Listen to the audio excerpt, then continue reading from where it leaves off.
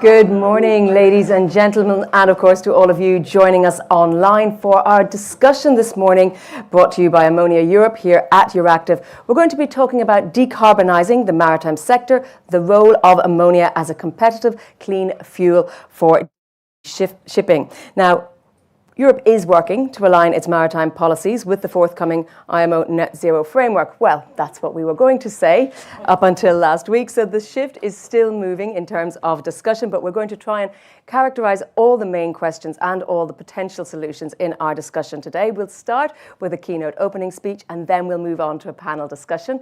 My name is Jennifer Baker. I will be your moderator this morning and hopefully we'll be able to put your questions to our panellists. To gather those questions, we will be using Slido. I'll tell you that you can scan the QR code on the screen, or you should be able to find it around the room if you're here in person. For those of you online, of course, you can type in the box next to the video, and do put as many questions as you like. We'll try to get through as many as possible during our panel discussion. But first of all, to really set the scene for us and give us the current state of play, which is no small challenge, I'm very pleased to welcome Manuela Tomasini, who is the head of the Sustainability and Technical Assistance Department at the European Maritime Safety Agency. Thank you very much.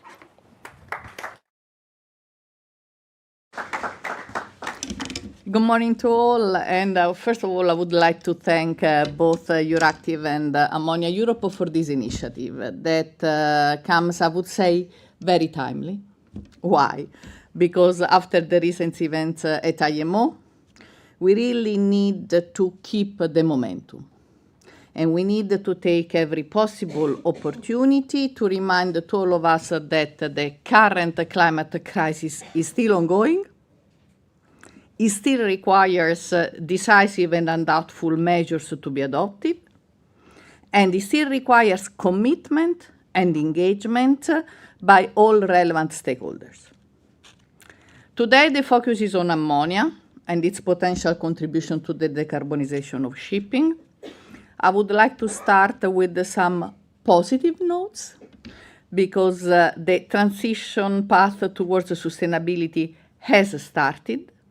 Shipping is seeking ways to introduce low-carbon alternatives already to comply with the EU framework in place, FuelEU Maritime and the extension of the ETS to maritime transport. And shipping is preparing for the developments at global level that sooner or later will come. I would like, first of all, to share a positive indicator of what's happening in this moment. An impressive 99% of the due allowances under the ETS extension to maritime have been surrendered in 2025. This confirms that the shipping industry is fully committed and is stepping up efforts. It's true, on the other side, that the uptake of alternatives to conventional fuels remains still a fraction for the global fleet. If we look ahead and to the order books, the situation may still rapidly change, with a forecast of almost 20% of the ships in operation using alternatives by 2033. Among the broad spectrum of technologies and fuel solutions, ammonia clearly is going to play a role as potential long-term fuel that could enter in the market relatively quickly and offer a zero or near zero carbon solution. As a cargo, is a well-known product in shipping. Still, there is little knowledge on using it as a fuel. And it's where we need all together to work. Its toxicity and corrosiveness call for looking into new onboard fuel systems, engines, and bunkering infrastructure, with its related challenges for the properties that the substance has. But engines capable of safely burning ammonia are the focus of some major European manufacturers. Again, Europe can turn a challenge into a competitive opportunity. Costs remain a significant barrier. with a green ammonia-fueled container ship having a total cost of ownership close to 2 times that of a conventional, very low sulfur-fueled ship. So this is an aspect that altogether we need to tackle. How? By decreasing the fuel cost for green ammonia and by increasing the carbon-related costs of conventional fuels. The industry is aware of this, and that's why there is a trend that is already registered. As of September 2025, 154 ammonia-fueled vessels and 261 ammonia-ready vessels have been ordered and announced. This shows clearly a ramping activity with more and more companies going for this solution. But then we have the production side. I looked at some figures that we had in our EMTER report, which is the European Maritime Environmental Transport report that we prepared together with the European Environment Agency. The ammonia production industry has announced a total of 112 projects aimed at producing green and blue ammonia, predominantly green. And most of these projects aim to be completed within 10 years, but the time span is between 2 and 24 years. If we look at the distribution of the projects, only 3% are in Europe. So, another aspect where we need all together to reflect. Because if we want to have a taking up of solutions, you need to look at the whole chain, and not only the ship side. We are also aware that there are challenges that still need an answer, in particular in terms of standards and safety of operations on board and the shore. But here we have also positive signals because we have the interim guidelines for the safety of ships using ammonia as fuels adopted at IMO, which are, of course, voluntary, but they have goal-based rules for ship design, equipment, operations, bunkering, and crew protection. What do we need now? We need to gain experience. We need to collect the data. We need to share knowledge and use this to feed into the regulatory framework. We need to fill knowledge gaps, because we need a clear regulatory framework to support, of course, investments and scaling up. If we want to move out the logic of the first movers, that has been what is happening now in the market, we really need to push to gain knowledge and collect data. We are a technical age, so we offer a platform for this exchange of information, best practices, lesson learned, like it's going to happen today here at Euractiv.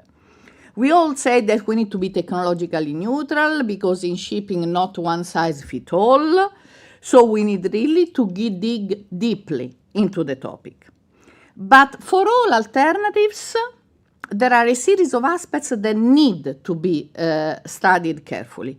You have, on one hand, the sustainability dimension. That is the first challenge. In a well-to-wake perspective, you need to look at availability, scalability, regulatory framework, suitability. But then you have the safety dimension that goes hand in hand with the sustainability. And this is particularly relevant for ammonia, considering its characteristics. And then you have the human element dimension. You may have the perfect ship, but if you don't have crew trained to operate the ship, then you are only halfway. And finally, there is the last dimension, that is the pollution response dimension.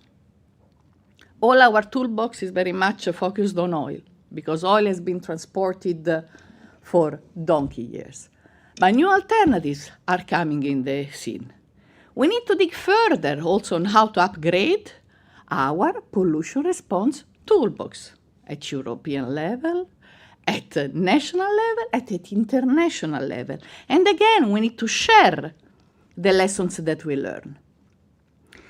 If we look at the human element, of course, we all speak about the revision of the STCW Convention as the moment where everything will be put in place, but there is work and preparatory work to be done there as well.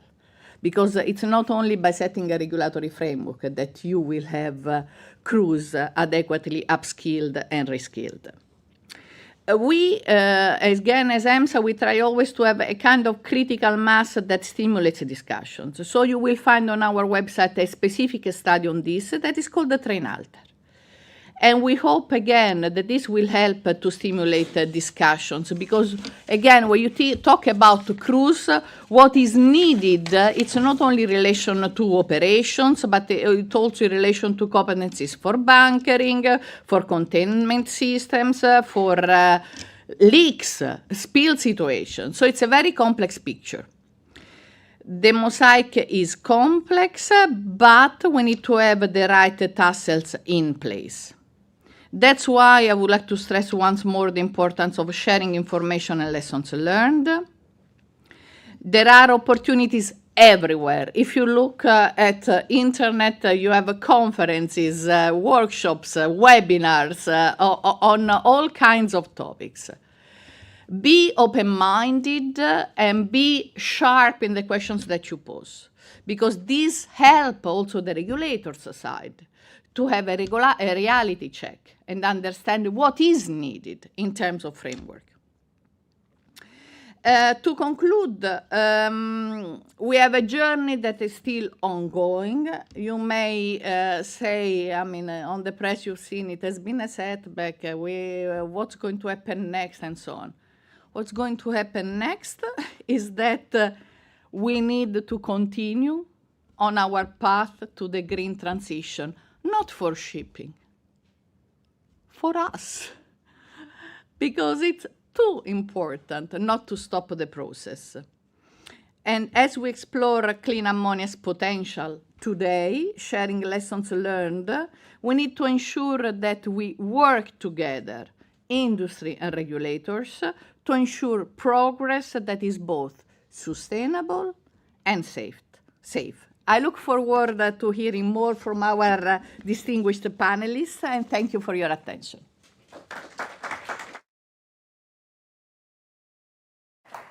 Thank you very much indeed for outlining that for us and for underlining some of the main points that we are, of course, going to discuss on our panel, Manuela. Now, let me start by saying, unfortunately, due to a last-minute change of plan, Constantine Christier can't be with us today. Unfortunately, in particular, because he was present at the IMO and we could have asked him what happened and what's going to happen next, but he sends his apologies. However, we do have an excellent panel still for you, so please do welcome my speakers, Moises Blanco Rios, who is Policy Officer for Clean Transport Transitions in DG RTD in the European Commission, so dealing with research and innovation. Please join us on stage, Moises. We also have, joining us online from the European Parliament, Sergio Goncalves, who is also, I should say, a member of the Trans Committee, which is, of course, very useful to us in these discussions. Thank you very much, Sergio, for being here. Dr. Domagoj Barasic is the Senior Research Fellow at University College London Energy Institute. Thank you very much. And finally, last but by no means least, Roy Camp is Chief Technology Officer at CMB Tech. Thank you very much for joining us. We've quite a lot to get through. As we say, we've been a little bit thrown out in our plans because of the IMO. That's very inconsiderate of them for us, but also for the wider community. But there is a lot to talk about. We can talk about, of course, whether that global delay will mean a European opportunity or not.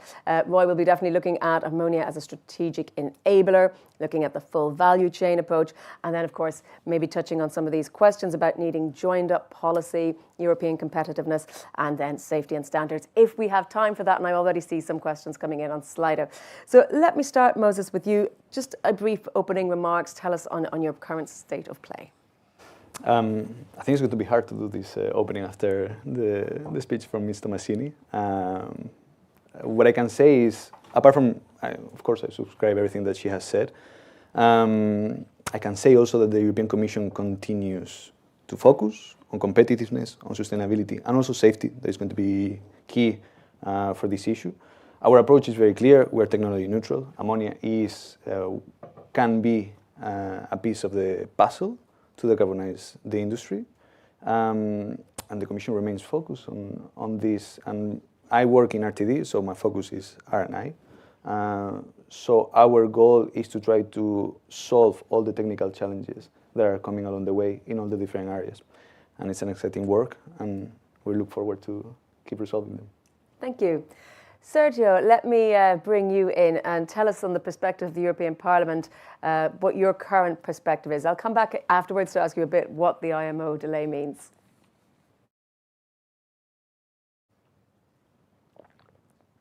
Oh, you're on mute. My mistake, sorry. Good morning. I wanted to start by thanking Euractiv for the invitation to be here with you today. Unfortunately, I cannot be in Brussels. I also want to welcome all my fellow panelists and our moderator, Jennifer Baker. Well, the European Union has been leading in the effort to decarbonize the maritime sector. However, this is a fight that we cannot win alone. This is why it was deeply disappointing that the International Maritime Organization decided to delay on the vote on its decarbonization framework following the pressure from the United States. Shipping knows no borders, as we know, and neither does the fight against climate change.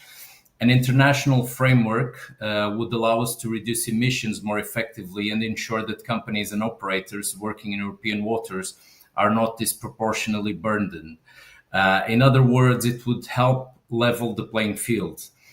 That said, we must not lose momentum. The new IMO vote is scheduled for 2026, and the EU and its member states should exert their full diplomatic weight to secure an agreement next year. In the meantime, we must fully implement the ETS system in the maritime sector and the EU Fuel Maritime. The EU must show the world that the green transition is not only possible, but also good for our economies. Turning to ammonia, which also brings us here today, I must say I'm here as a politician, not as a technical expert. So I will therefore leave the detailed technical discussions about ammonia to the specialists. But my main political point in regards to our transition to cleaner fuels is that we need to find one or two fuels that work and mainstream them. We hear some talks about the need for technological neutrality and innovation, but often these forget what this means in practice. I come from the island of Madeira, which is, for obvious reasons, highly dependent on maritime transport. It is not feasible for islands or other small-scale regions to locally produce multiple fuels or to pay for their transportation and maintain separate storage, bunkering and refueling infrastructures. Therefore, ideally, we would have one or two primarily fuel for ships, and if not, we should at least ensure shared interoperable infrastructures. Otherwise, it will be impossible for small-scale regions that are dependent on maritime transport to be part of this transition. Anyway, I look forward for today's discussion, and thank you, Euractiv, again for the invitation. Thank you. Some good points you've made there, and I will bring them up again later in the conversation. But first, Domagoj, let me turn to you and get your opening comments on the state of play.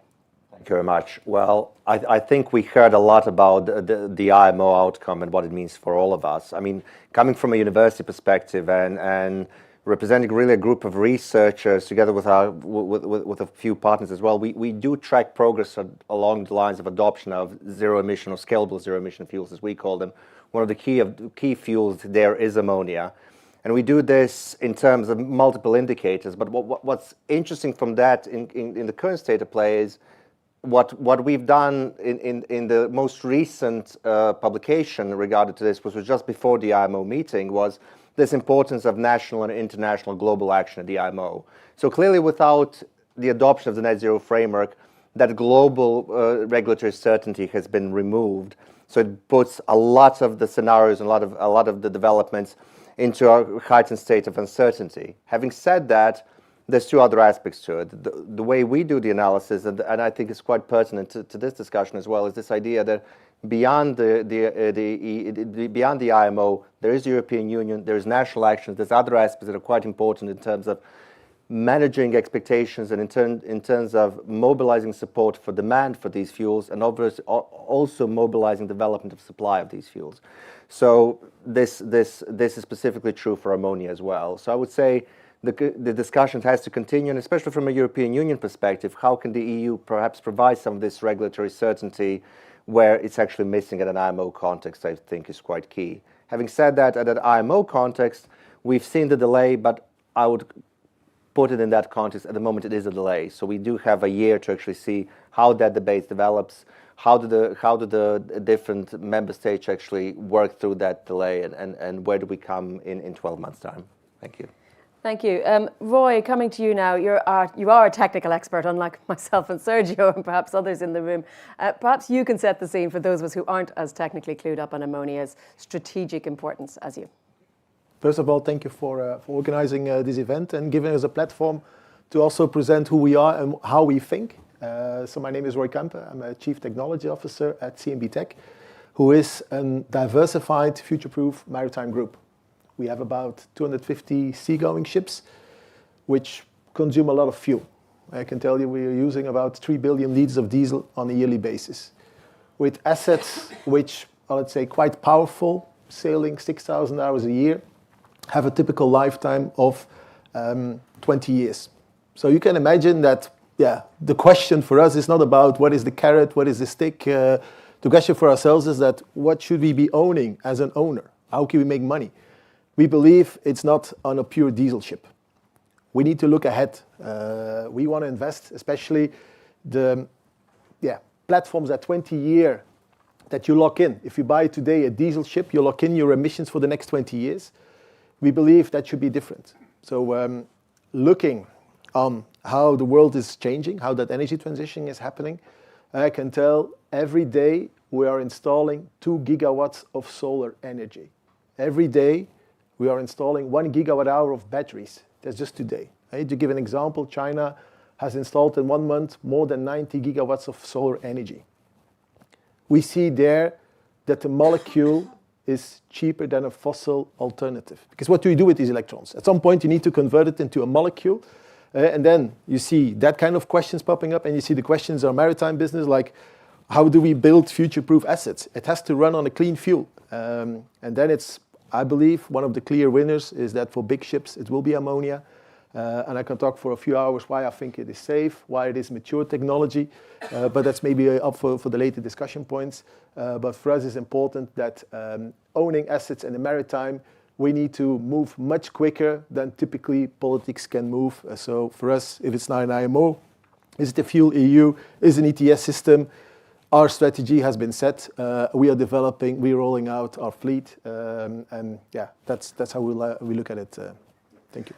Well, Domagoj, because you're coming from this academic a little bit step back from this, I'd really like to get your perspective on what does the IMO's net zero framework postponement mean for Europe? Looking at the EU, what can the EU do to be a global pace setter if there is a vacuum, or at least a vacuum for another 12 months? What's your perspective?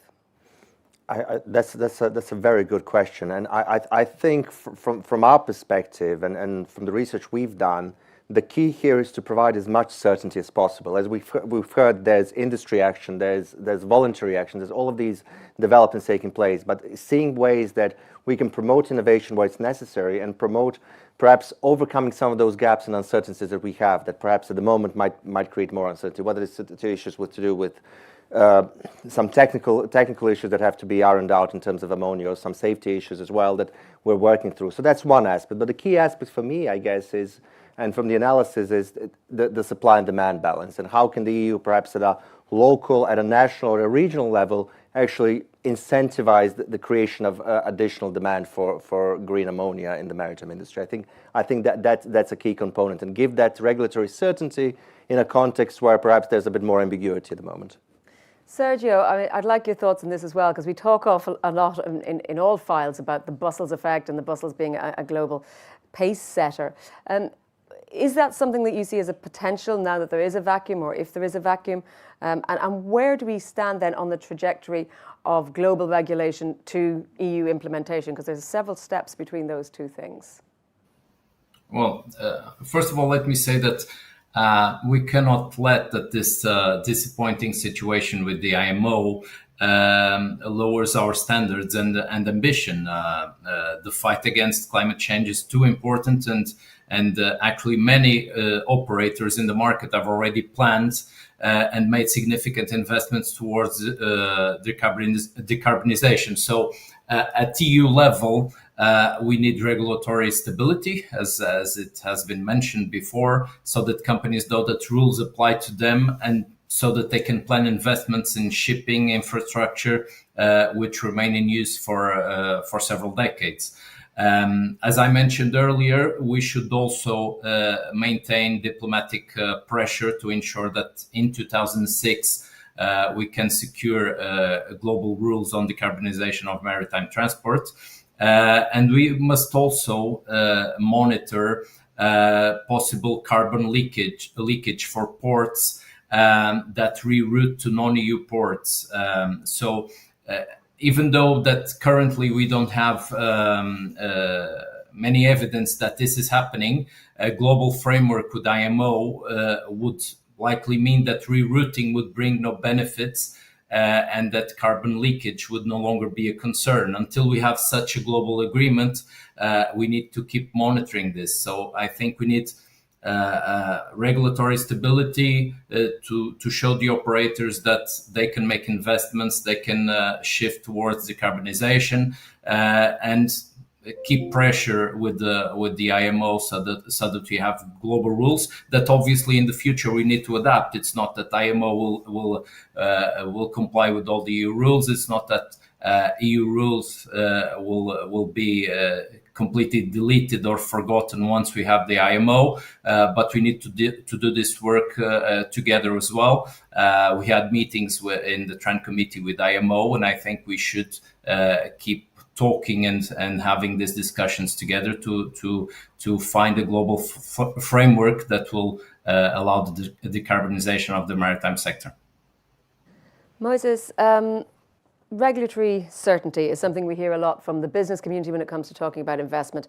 And of course, research and innovation is not immune from that. It doesn't live in its ivory tower. So tell me about the importance of linking the two together, particularly when it comes to supporting innovation and deployment of clean maritime fuels. So for us, we have to think about what is the broader portfolio. So I think it's important that you mention fuels and not only ammonia, because the Commission, as we have mentioned before, we have to be technologically neutral, despite the calls to choose one or two winners. I think for now we are not there yet, but we have advanced in that path a little bit more than where we were 3-4 years ago. And if you look at the portfolio that we have for R&I with the European Commission, we're taking on hydrogen, we're taking on ammonia, on methanol. We're taking also a very good look at the different pieces, so batteries, internal combustion engines, fuel cells. So all these building blocks are going to be key, and also what's happening in the ports as well. In every single project that we have, we are asking the consortium that it's the beneficiary to come up with proposals, how to improve either legislation or how to improve guidelines or how to improve standards. And we're in a constant exchange with them on how we can do that. But of course, these are at an R&I level. And then it's our job from the Commission to bring those little gold nuggets, those pieces of wisdom, to our colleagues, both in the Commission, both in the Parliament, and say, here are the millions spent that we have put for R&I. Use it at your discretion. Roy, let me come to you then. Obviously, to get your comments on what we've discussed so far, but Moses is there saying that there's a race, if you like, to have one or two winners. How's ammonia doing in that race? Well, if you ask me 2 years ago, then it's like nobody was believing in ammonia. It was bad, it didn't happen. I think that voice is now different. I believe that if you now ask just in the common shipping community, what do you think is going to be the fuel in 2030? If you say it's ammonia, people feel like this is the right answer. People see that ammonia is a winner. Is it the only fuel? No. It's going to be a multi-fuel approach in the future, because for some ships, probably ammonia is not the best choice. Also, hydrogen is not the best choice. So, rules are, let's say, progressing. Design rules, let's say the laws on how to implement these systems are getting concrete. But let's not forget, ammonia is not new. Ammonia has been produced at an industrial scale for more than 100 years. It's even, let's say, produced at the level of 200 million tons a year. So it's, let's say, there's a lot of experience in the industry. And even in shipping, about 10% of that 200 million tons is transported by ships. So it's just a difference on how to bring it from your cargo into an engine room. And for that, yes, we are doing paperwork analysis, but we're also doing real-life testing.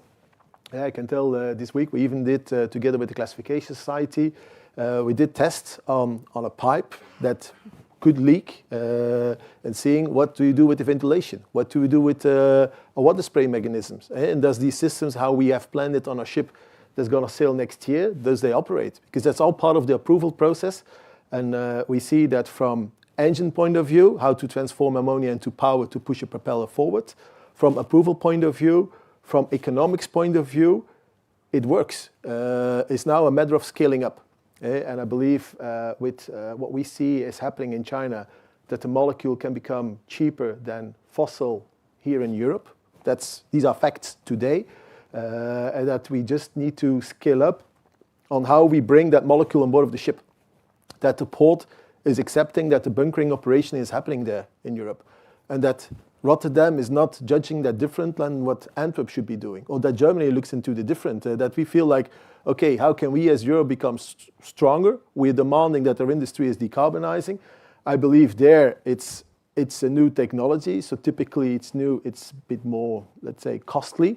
And the throughput volume is not there. I believe there should be incentive, there should be the support mechanisms so that, it kickstarts. I don't think it helps in our industry to create some kind of mist. Is it now a clean diesel? Is it LNG? Is it now methanol? I think it's clear it has to be carbonless. So I believe we should identify on a much stronger level that ammonia is among the winners, so that not only the maritime but also the industry around it also start thinking about the support levels, the operation level. I think that is now the phase for the next 2 years where we need to focus on and be supportive towards. Well, I was going to ask a follow-up about regulatory certainty, but I think you've probably already answered that. So instead I'll go to an audience question. Antonio Vulpio is asking about a safety thing, since you mentioned doing testing. Ammonia is a chemical compound that has been synthesized industrially since the first decade of the 1900s. I'm asking, what is the real danger to marine environment if ammonia is produced and transported by ship on an exponential scale? I don't think we're talking exponential quite yet, but if you could address maybe his concerns.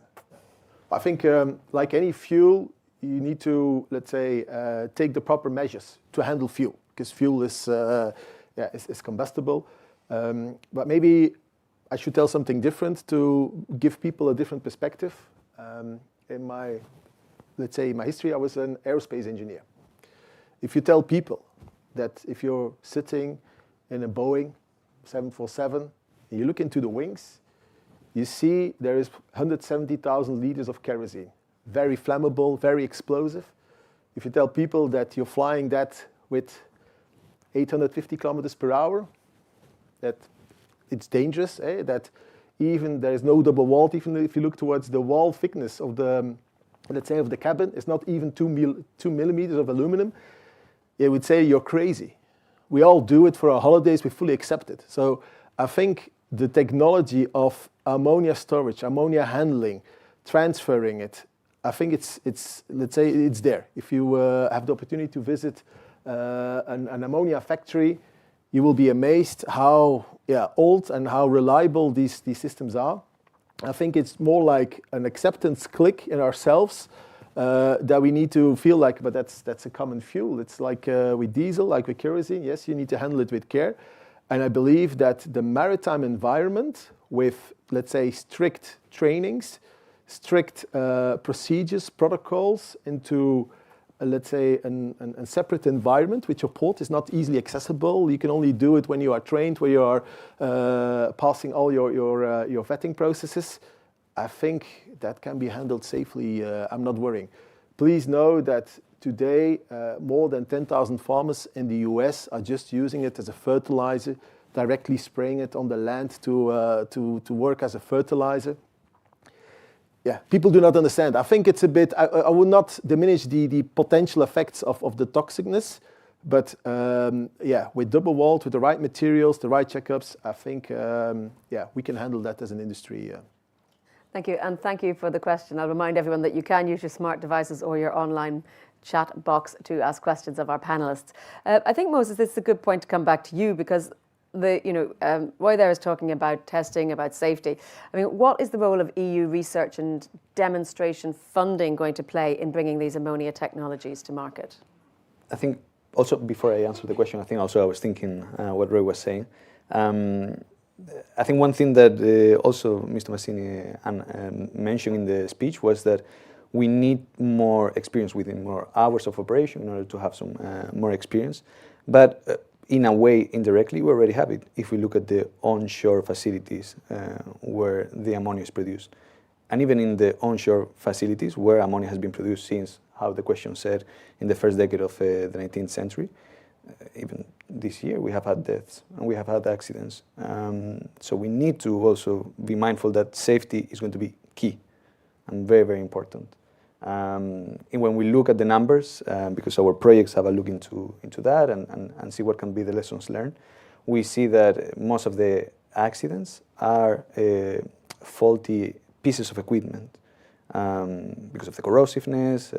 So, for example, there is a problem with zinc, with copper. So we need to learn the specifics of each one of the materials, how they interlink with ammonia, and how that translates overall to the safety of the crew and the integral safety of the ship. That being said, I think that the Commission plays a key role. I think, like I said, in all the different building blocks. So, for example, one key thing is we tend to think a little bit in building blocks, but also how do you integrate those building blocks in the ship. So, for example, if you take a normal container vessel, 15,000 TEUs, going from Singapore to anywhere in Europe, that needs around 8,000 cubic meters of diesel to do the voyage. If you do it with ammonia, it's going to be even more than double. It's going to be 20,000.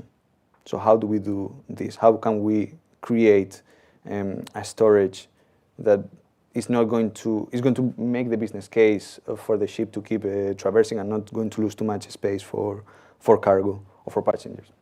And this is something key that we're doing as well.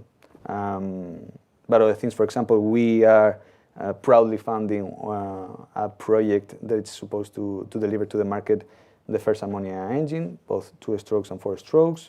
We're looking very seriously at a very promising technological area that is fuel cells. That is going to become more and more important in the future. But also another key driver for us is the cost.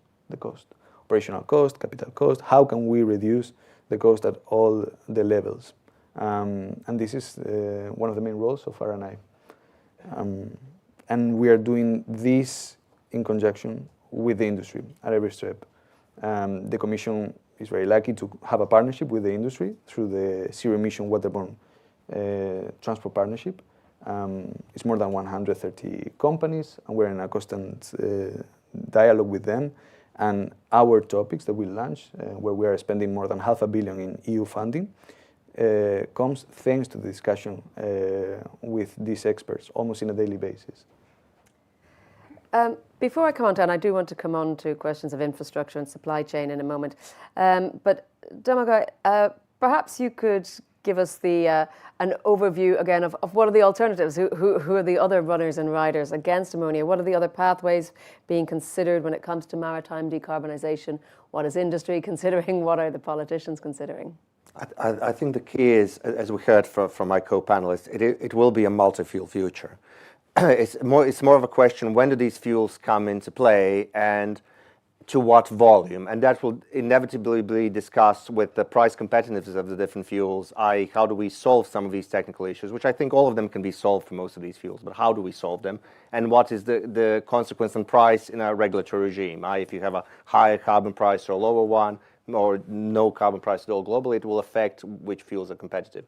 Coming back to your original question, that will really affect which fuels are competitive.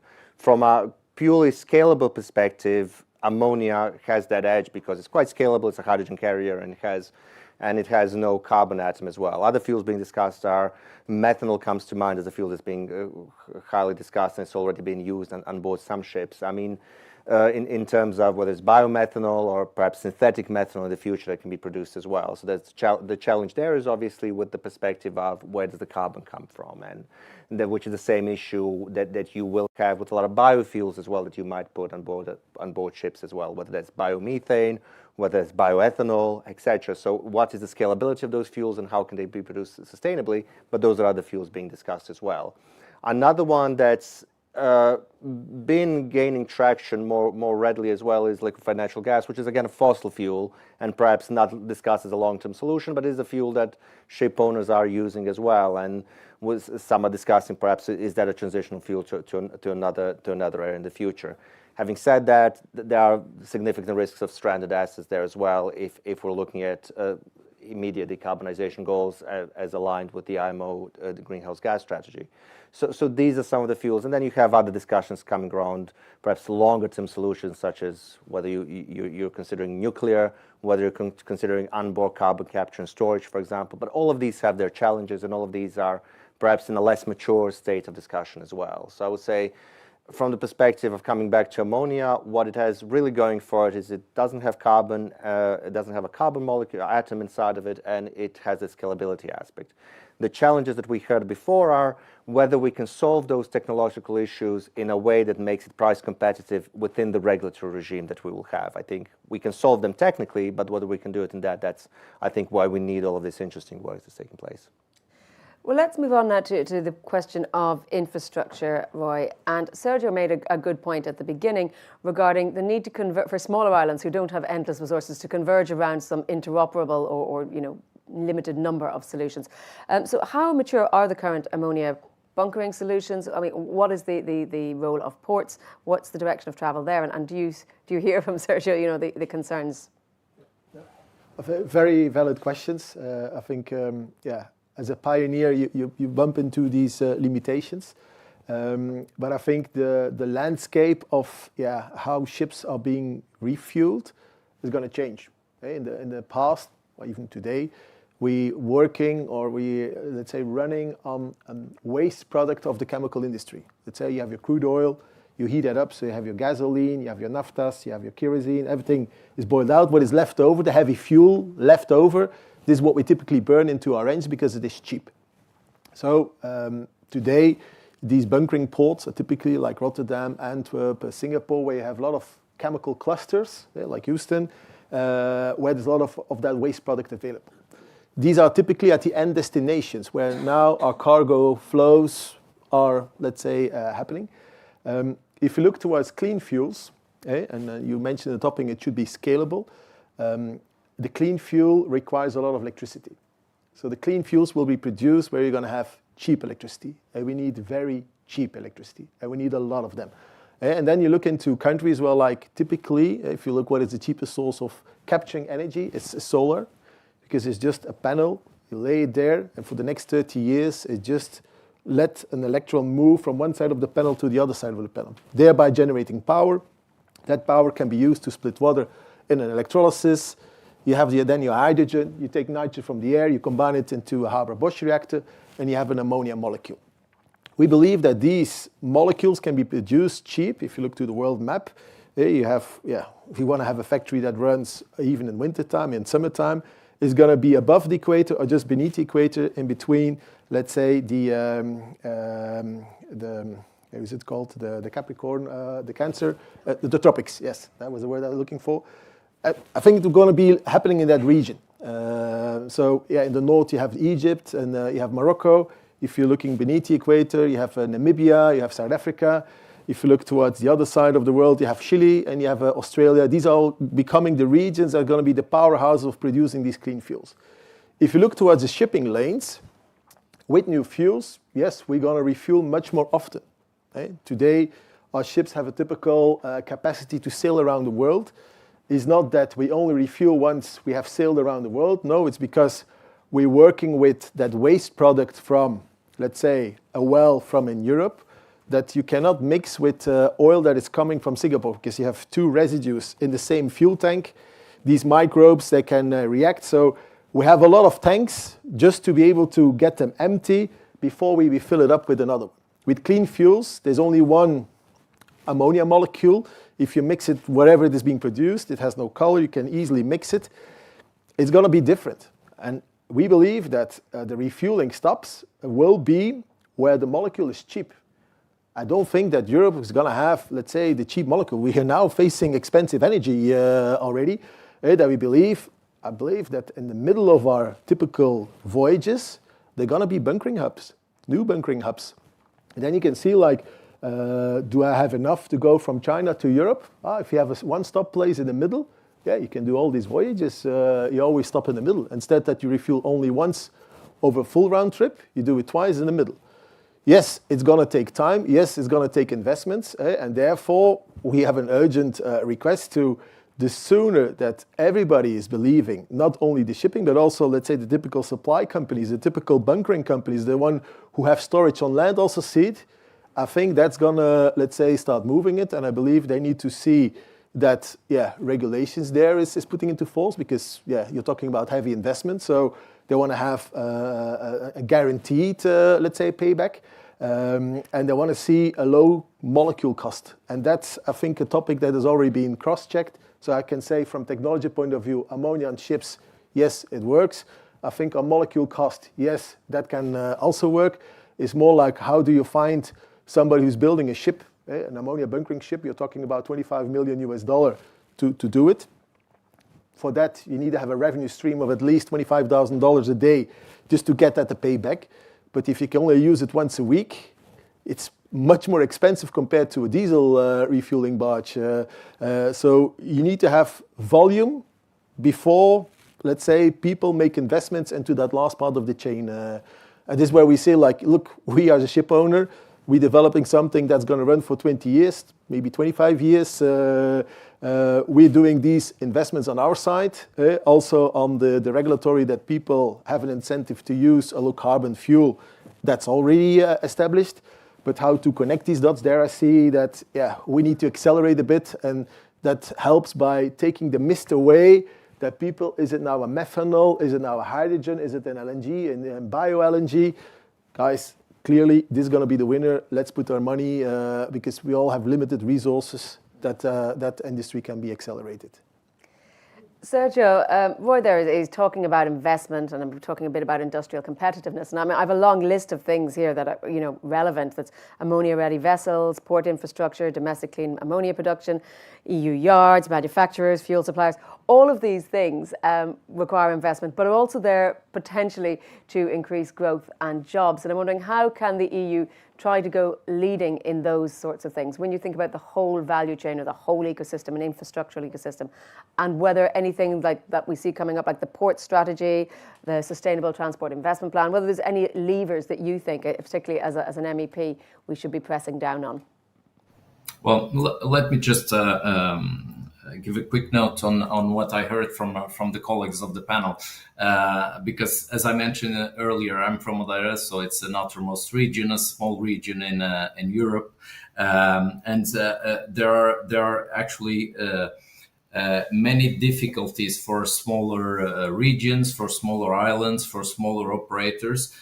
We've discussed a few barriers, like regulation, the need for stability, in terms of also in finance to fund these changes, especially on an earlier stage, but also with technology. And we just heard some of the challenges that we have with regards to technology.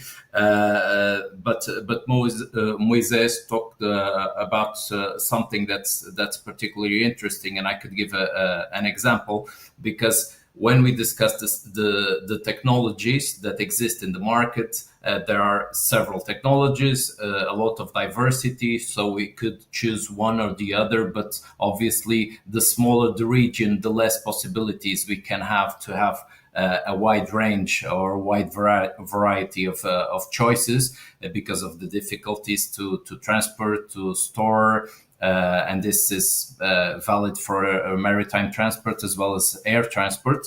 But there are other specific issues that we come across sometimes, and one of the examples, I'm a shadow rapporteur for the S&D for a report on the modernization and decarbonization of the fishing fleet, and we come up with an issue where we need to increase the size of the ships in order to decarbonize them, regardless of the technology that we're using, because of the dimension of the blocks or the technology that will be put on board on these new ships. But at the same time, the change is blocked because some people think that by increasing the size of the ships, they will fish more, and it will be against sustainability of the fisheries, which is not the case. We just need to introduce these technologies on the ships. They will have to be bigger, larger, but that doesn't mean that they will fish more, because that's limited by the quotas. So we still need to overcome a bit of these difficulties that come on the way. But getting back to the initial point, we really need to think about smaller regions, not only in support, because it's not only the region that doesn't have the capacity to make the investments, but also the operators are naturally smaller than the ones that operate in Rotterdam or any other big ports in Europe. So we need to take this into account. With regards to your question, so how can we turn this into an opportunity for growth, for jobs, for competitiveness? Well, I think there are many advantages. If we look, for example, to the EU citizens on coastal regions, well, we know that shipping remains a significant source of air pollution in harbour zones. So by transitioning to zero low carbon fuels, we will improve the air quality around ports and in city centres. For example, I witnessed one project in Malta with the onshore power supply that reduced the emissions in La Valletta and the capital. We also have this change also allows Europe to reinforce its strategic autonomy, because it will strengthen the supply chain resilience. We will become less dependent on imported fossil fuels. We can gain also from job creation with using new technologies, new infrastructures, new facilities, the workforce training that will bring high value employment into some of these local communities. And also, if we look into coastal areas, we also have the effect by reducing maritime greenhouse gas emissions. We are not only supporting Europe's climate objectives, but we're also mitigating risks that affect many of these regions in Europe, such as the sea level rise, extreme weather events, coastal erosion, which is something that happens in my region. It happens, for example, in Greece, in Corfu, where I went quite recently on a mission. So all of these issues are directly or indirectly affected by this shipping decarbonization. So I think it's something that we really should push for, and it brings lots of advantages to not only to coastal regions, to small islands, to island states, but to the EU as a whole. Thank you, Sergio. I've covered a lot of ground. And I note I'm conscious of time, and I see we do have quite a lot of questions from our audience. So let's try and go through a few of them. I have a couple here on cells. So Nikolaos Kostopoulos is saying, regarding ammonia fuel cells, are they competitive compared to combustion engines in general, but also in particular in terms of producing lower secondary products like nitrous oxide? And I also see another one here from David Andrew Gauci saying, as ICE ammonia engines are now developed, what is the progress on direct and indirect ammonia fuel cells? Do you see a future market for fuel cells? I don't know who wants to tackle that, perhaps. Yeah? I mean, I don't know if Roy, you want to. I remember last year. I remember last year we had a discussion about fuel cells. So, I mean, for us, like I said, it's another building block. The problem is the scalability. I think that the range right now for solid oxide. So you have different. Sorry, before I'm going to. You have different fuel cell technologies. We have the proton exchange membrane fuel cells, the high temperature PEM, and then the solid oxide fuel cell. I think that the most mature would be the PEM to a moderate scale, so in the hundreds of kilowatts, if I'm not mistaken. But then the issue is, I think the most attractive issue would be for solid oxide fuel cells, which is a less mature technology, but it promises a lot of efficient gains because it can reuse the heating. So the issue is, how can we increase the scale?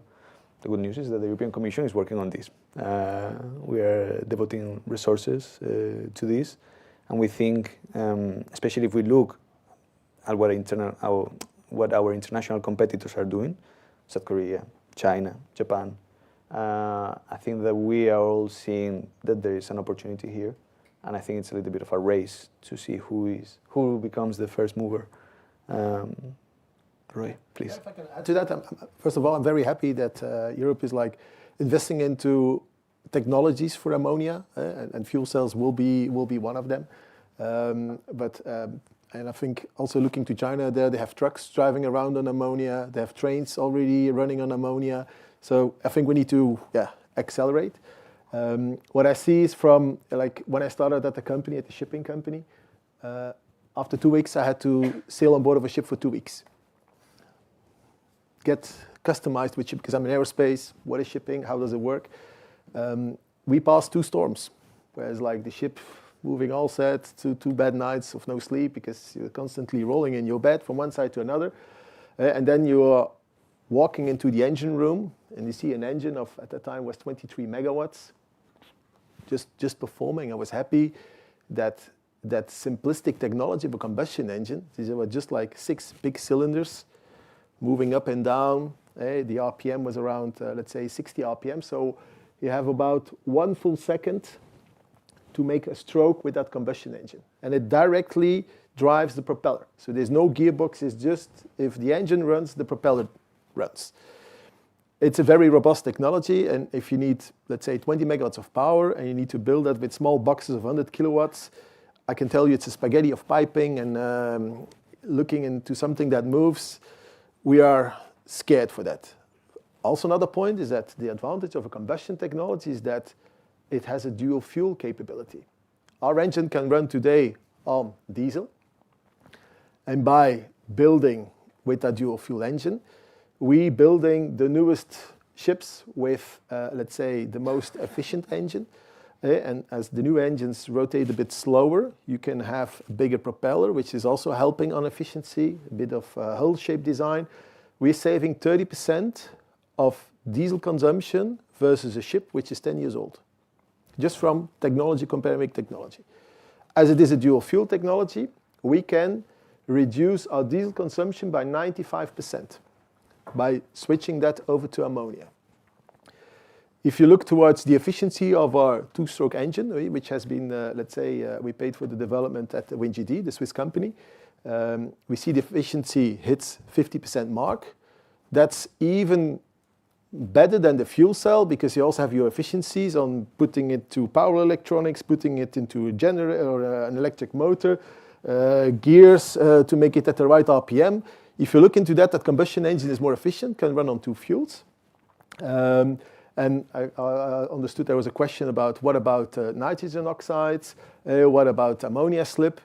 We see, these are measured results, that if we have our engine complying with all the latest emission standards, IMO Tier 3 level, if you run it into the dual fuel mode with 95% of ammonia, we have more than 40% less nitrogen oxide emissions. So the engine is running cleaner in that dual fuel mode compared to what we need to comply with as a diesel engine. And if you look toward the bit of ppms of ammonia slip, it's even helping in the selective catalytic reduction, so the SCR technology, that it's in fact AdBlue. AdBlue, which now your car is using, it's just used to split nitrogen from the oxide, so that you just have oxygen and nitrogen. That little bit of ppm of ammonia slip helps to run your catalytic converter more efficiently. So we don't see today there are problems with our slip, with our nitrogen oxides. It's even better. And then we don't have the CO2 footprint. And we start building these ships, using them, saving already 30% on just total energy consumption. So we are optimistic. But that's for 2-stroke engines. The smaller engines, the more challenging it gets. And that I agree for. Our next question, and there are still quite a few to get through, is more back to the EU side. David Abiago is saying, what role could the use of international credits under the 2040 targets play in pushing green ammonia in the EU? What level and conditions would best drive uptake of clean fuels in EU maritime? I'll name check a few as well, because some of them are overlapping. Harold Tor pointing out that shipping is global and industry can't really move forward if they're paying double for emissions. Can we create the right framework? Somebody else here mentioning emissions, but also Wim Stubb saying, looking at experience in the implementation of hydrogen, how can the renationalisation of standards be avoided, whereby a certificate delivered by one member state is not accepted by the administration of another? And Ludovic is asking, how can the ETS maritime revenues be ring-fenced to support imported e-fuels for shipping, and which EU actors must back it to move fast? That's a lot of ground to cover there, and I don't expect anyone to answer all of those. But if anyone wants to tackle one part of it, Moses. I'm the wrong person to answer any of those questions.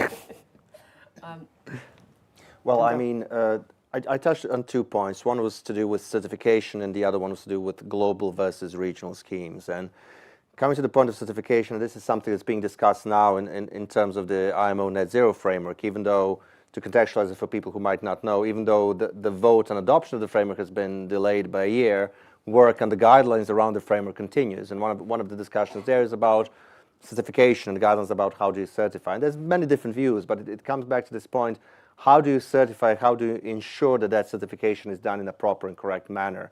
And I think a few things you have to ensure is you have to ensure that it's done in such a way to avoid double counting, that you're not actually counting emission reductions in one place and whereas they're actually being counted somewhere else at the same time, but also ensuring that this is a global transition and that you're not just producing this ammonia in one region, in one part of the world, but that there is an option to actually do it globally and actually export it to different parts of the world, or count for it in one part of the world and produce it in another one. So it's a balance between appreciating that the transition is going in different speeds in different areas, but at the same time that various parts of the world want to have an opportunity for that economic development. So I guess multiple certification frameworks will be necessary, but there has to be some kind of consolidation or a global standard of actually appreciating that they are standardized at this global level, so you avoid issues such as double counting.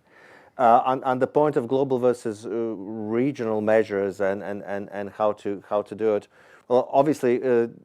A global measure is preferred over a patchwork of different types of measures because it creates that extra level of regulatory certainty. It creates an extra layer of actually knowing that the regulation is the same everywhere. Having said that, I still believe that regional and national measures play a very important role, especially in the context of current uncertainty, but also even if it wasn't for that.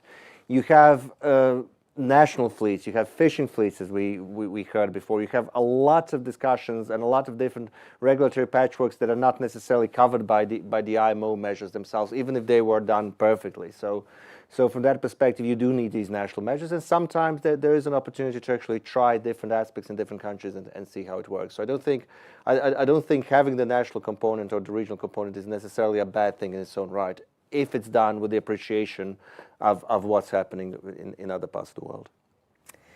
Okay, finally then, we'll have two quick questions on safety procedures before I go to a very brief roundup for everyone. Perhaps first one, Roy, for you, from Kenneth Thorpe, saying, how do you see industry alignment evolving on safety standards, crew training, operational protocols for ammonia, and where can technology suppliers support that process? I think for pioneers, we have an incentive not to have any incident. For us, safety is our top priority. I think for these first ships, for the first series, I don't think there is the risk, because these people, they're putting a lot of their money into it. They want to do it double safe. As soon as it becomes a commodity, everybody's using it, then it's becoming price.